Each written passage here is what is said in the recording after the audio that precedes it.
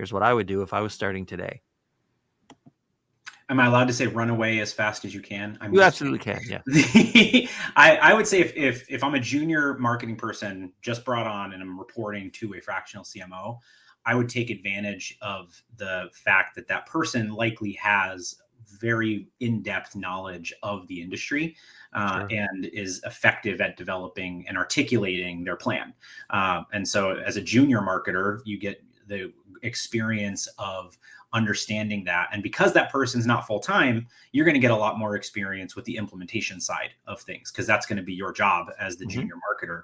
When the fractional CMO is there specifically to build and shape the strategy and the plan. But because their time is part-time and is so valuable, it's not spent on the tactical implementation. It's by you as the junior marketer. So you should really take advantage of the fact that you're going to get that experience to then put on your resume to then build up into that level of experience down the line.